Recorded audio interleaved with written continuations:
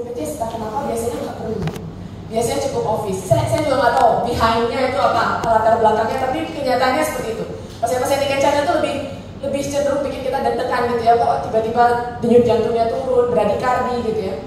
Nah, jadi hal-hal tersebut perlu dibicarakan dulu dengan pasien sebelumnya, karena patient satisfaction itu sangat penting dalam melakukan diagnostik histeroskopi. Enaknya kalau office itu dia sadar ya. Kemudian risk of complication-nya 1 sampai dengan 3%. Jelas, karena kita bisa melihat langsung kakomuterinya. Harusnya perforasi juga bisa kita cegah. Asal nggak lagi berdarah banyak ya. Jadi kalau tindakannya benar, insya Allah perforasi segala macam bisa kita cegah. Slide. Kemudian tadi ini sudah ya. Jadi anestesia atau kalau mau lokal paracervical block itu bisa kita pertimbangkan. Biasanya pasien kita berikan analgetik 1 sampai dengan 2 jam sebelum tindakan. Nah, untuk tindakan yang menggunakan diameter yang lebih besar ya, untuk tindakan atau untuk office, maka mungkin kita pertimbangkan untuk memakai cervical dilatation.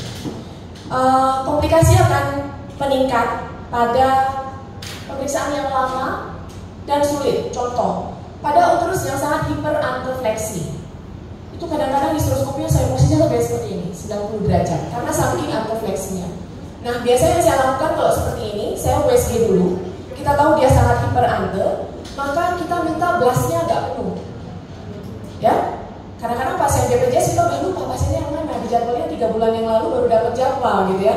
Nah, itu biasanya saya minta BPJS lihat dulu USG-nya, dia apakah sangat hiperante atau tidak. Kalau iya, maka blast agak penuh itu akan membantu. Ya. Sehingga memang baiknya pada saat kita melakukan office setting, walaupun itu office setting, ada ultrasound di sebelah, sehingga itu dapat menggait kita apabila kita mengalami kesulitan. Jadi nggak false gitu, ya.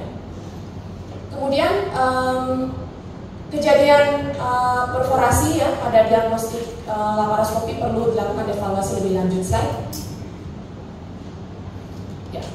Kegunaannya pastinya lebih convenient, buat kita juga lebih convenient. Tadi dokter Gita sudah menyebutkan pada kondisi-kondisi operatif di mana pasiennya nggak sadar, ada resiko terjadinya overload, hiponatremi, pudem cerebri. Ini nggak akan terjadi kalau office setting, karena kita tahu betul gimana kondisi pasiennya.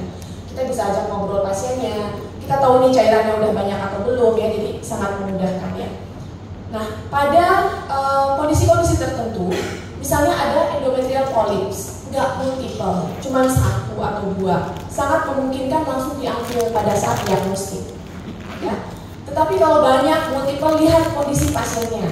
Kalau tidak memungkinkan, kira-kira tindakannya akan lama dan painful ya, mungkin kita kasih tahu ke pasiennya ini harus lanjut kepada operatif. Ya. Jadi kita harus lihat, karena tujuan kita hanya diagnostik sebetulnya. Jadi don't do too much yang akan menyebabkan pasien itu painful dan nggak convenient. Ya. Kemudian, dan sangat penting patient selection. Jadi kita harus tahu pasien-pasien mana yang memang dapat kita lakukan diagnostik histeroskopi. Dan terutama kita perlu untuk melihat size of the lesion ya pada kasus-kasus myomauteri, misalnya depth of penetration-nya, kemudian patient willingness untuk melakukan office base. Kalau pasiennya nggak mau, ada beberapa pasien kita office ya sadar, itu saya nggak mau dong, use aja deh. Nah, kalau udah seperti itu jangan dicoba untuk office, karena biasanya kalau nggak nyaman nanti pasiennya komplain. Ya. Oke, slide. Dan penggunaan analgesia disarankan kita biasanya menggunakan rektal aja 1 sampai dengan 2 jam sebelum tindakan. Boleh juga misalnya dengan menggunakan paracervical block. Ya. Tidak ada yang bermakna sebetulnya mengenai safety effectiveness-nya. Antibiotik perlu nggak kalau untuk office? Nggak perlu. Tetapi ada baiknya kalau yang saya lakukan ya cuma untuk best practice. Beberapa mungkin langsung masukin alat ya, terutama pasien-pasien infertilitas. Jangan kita menambah kejadian endometritis pada pasiennya. Sehingga saya selalu inspect dulu, saya bersihkan dulu dengan betadine, baru saya lakukan prosedur. Kan itu biasa ya, kita kalau misalnya ada pasien, dan mungkin jangan menggunakan tampon tang atau kasa yang besar. Pakai lidi kapas yang steril itu kan kecil ya.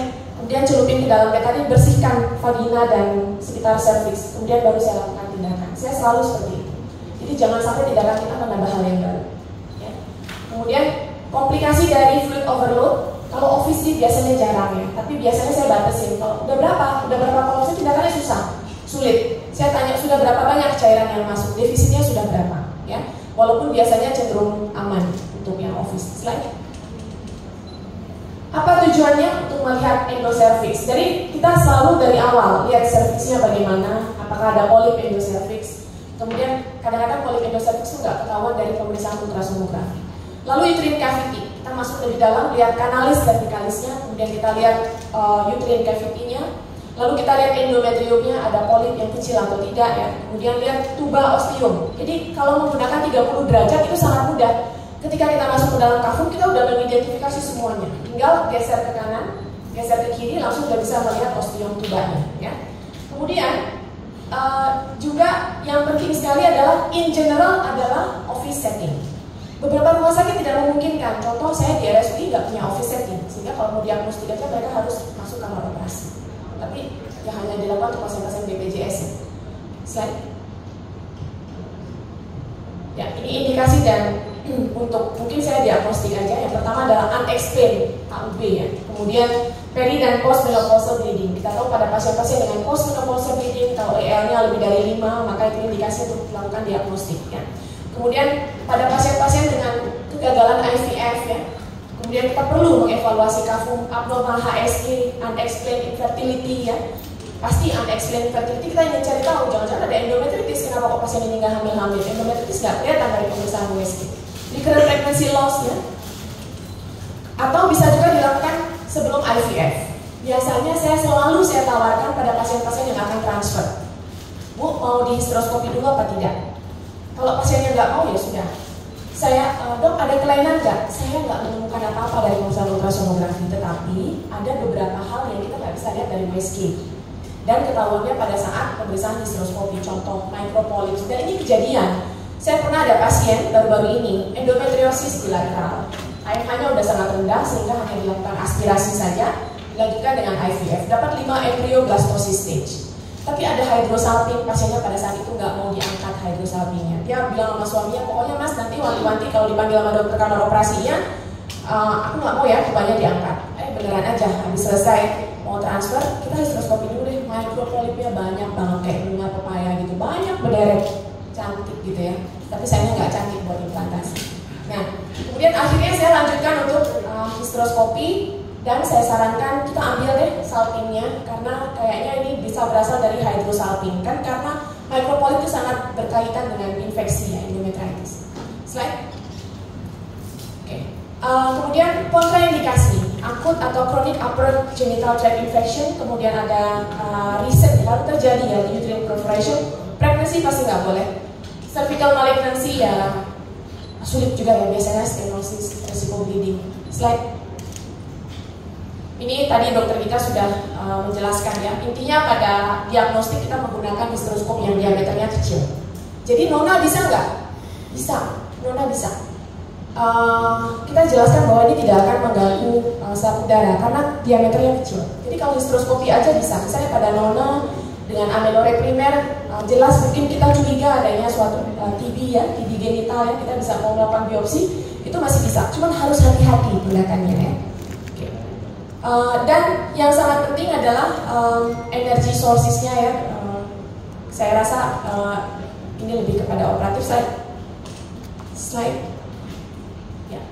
Tadi dokter kita sudah menjelaskan ini ada beberapa alat, light source-nya harus oke ya. Kemudian pilih hysteroscopy-nya yang jelas. Kemudian setting kameranya juga baik dan siapkan instrumen. Biasanya kita perlu grasper, kita perlu gunting. Kalau kita perlu untuk melakukan biopsi. Slide.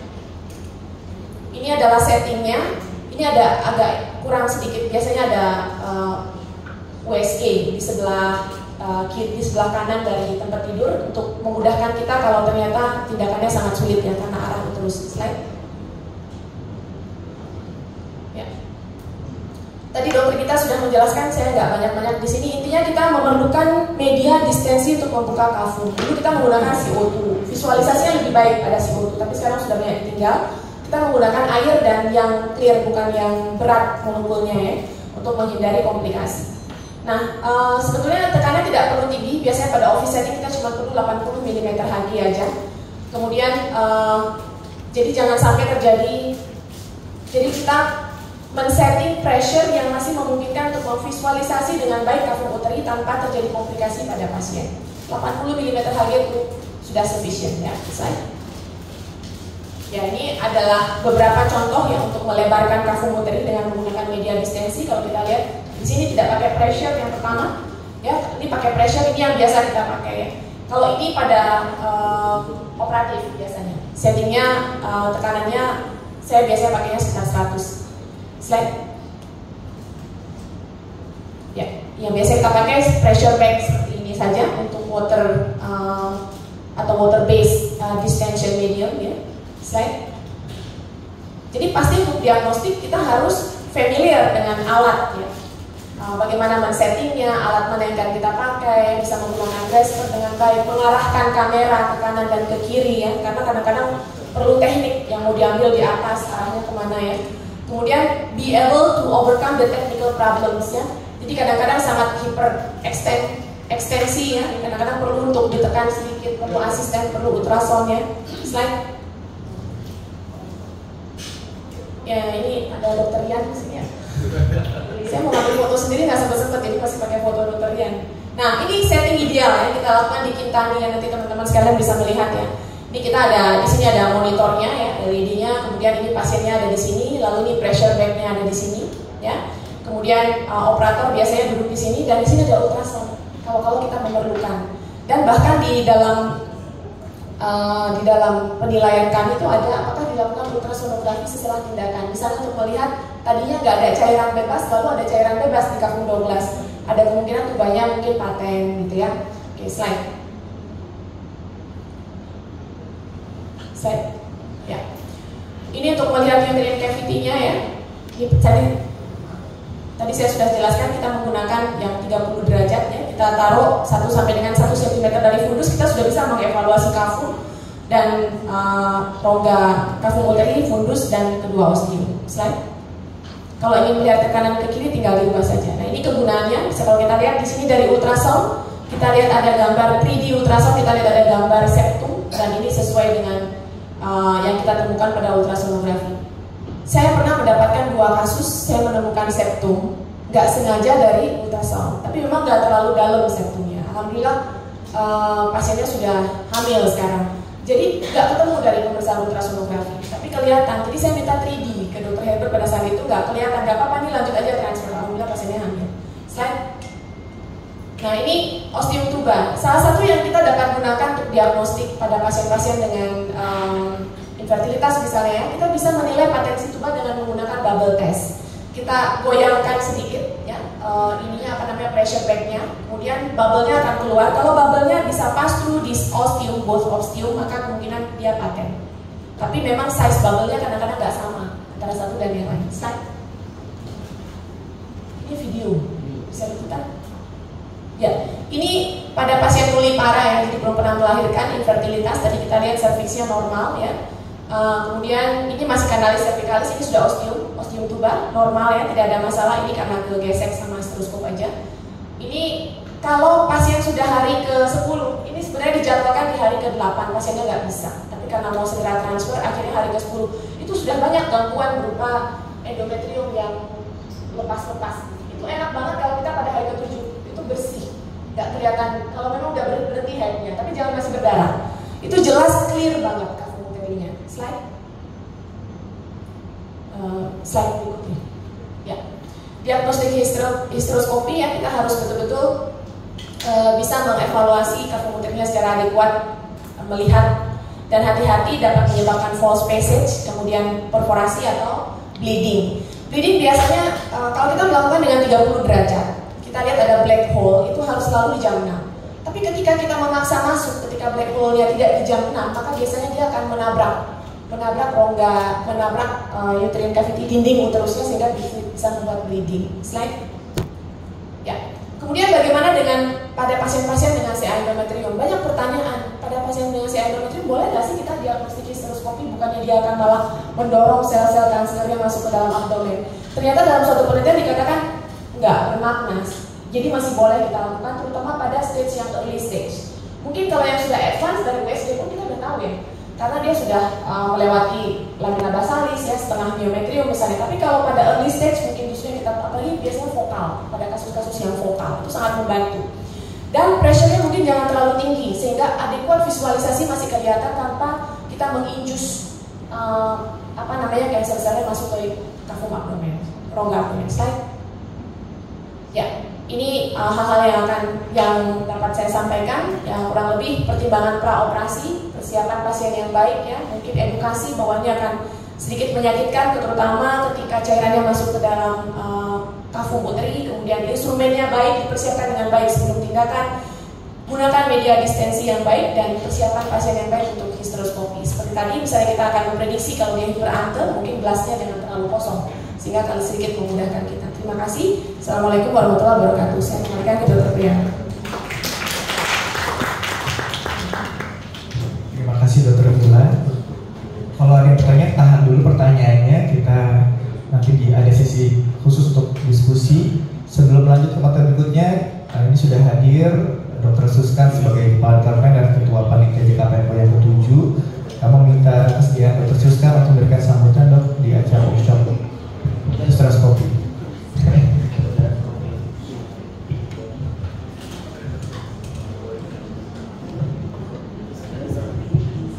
Pesertanya 22.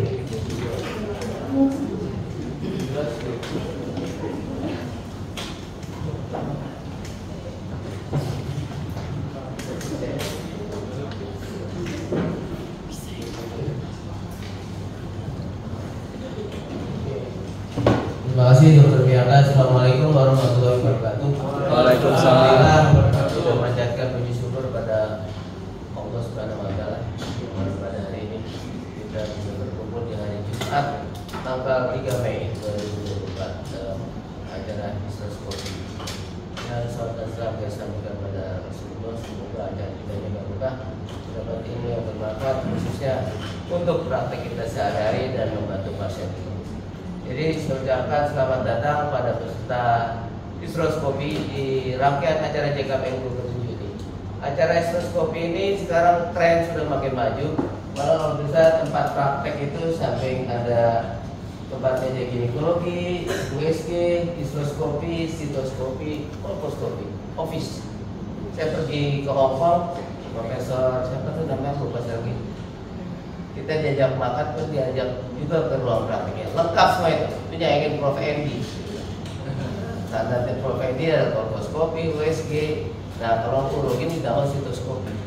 Jadi itu semua office. Nah, kalau punya tempat praktek itu udah oke banget. Tapi samping itu ya ilmunya di sini. Ini dia ya, histeroskopi. Sekarang sudah mungkin di mana-mana rumah sakit udah histeroskopi udah suatu kewajiban. Nanti kalau punya kepercayaan diri kan pasti minta sama orang sakitnya, ini dong histeroskopi. Nah, ada sponsor yang hadir di sini udah ucapkan terima kasih nih, sponsornya Stores. Tapi sekarang udah banyak alat histeroskopi yang lain, bukan Stores saja, yang lain juga ada. Jadi diharapkan nanti para peserta yang ikut hands-on tuh sampai diajar sampai bisa tuh, gampang tuh. Dengan office, bukan di bius ya, office tenang. Nah tadi saya ada lihat yang mendaftar ada yang 5 nggak hands-on. Kalau mau ikut hands-on lebih bagus lagi, karena ini acaranya di jadwal Dr. Priyanka sehari 5 peserta, sehari 5 peserta. Jadi kalau yang ada yang 5 orang yang cuma ikut kuliah mau ikut ya hands-on-nya daftar aja nggak apa-apa. Jadi diharapkan ya bisa udah melakukan histeroskopi. Kalau di rumah sakitnya ada.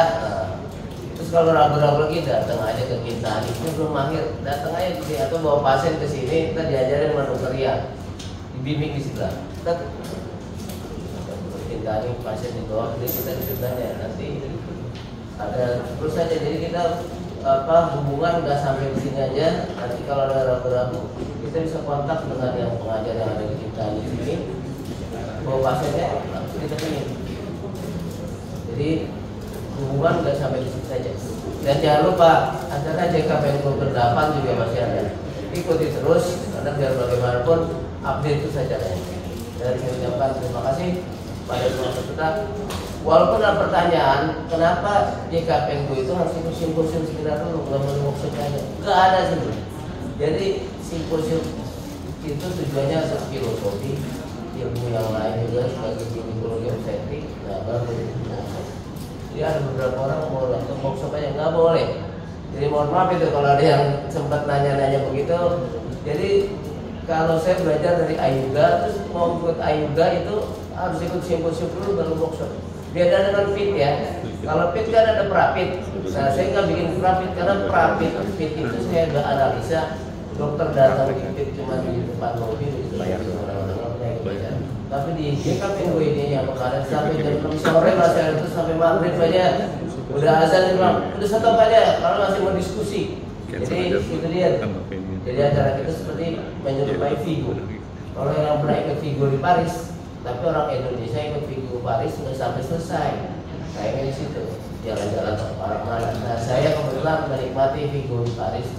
Mulai dari jam 7, terakhir jam 7 juga jam 7. Jam 7 kebetulan waktu itu belum gelap. Gelapnya jam 8 malam. Jadi itu acara seperti menyerupai Vigo namanya nih, acara JKPNGO kita dari jam 8 pagi sampai jam 6 sore lagi. Nah, jadi pada peserta ini sangat antusias, nanya terus juga. Maka itu kebetulan yang acara yang ada promonya kemarin saya nggak kenal, lepas itu mau nanya deh, sepuas-puasnya itu bagus sekali. Mudah-mudahan yang tahun depan bisa ikut lagi, keep terus acaranya JKPNGO dan kebetulan informasi segala akan kami berikan terus. Terima kasih, lebih kurang kami dari panitia mohon maaf jika ada sesuatu yang tidak berkenan dan mohon masukan untuk acara berikutnya. Assalamualaikum warahmatullahi wabarakatuh.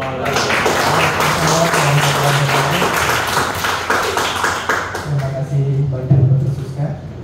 Ya, kita selesaikan satu materi lagi ya Dok. Ya. Boleh ditampilkan Dr. Syifa. Ya, tadi Dr. Siska sudah memberikan insight ya. Kalau zamannya sekarang kan mungkin dokter semuanya pasti sudah punya di sebelahnya itu di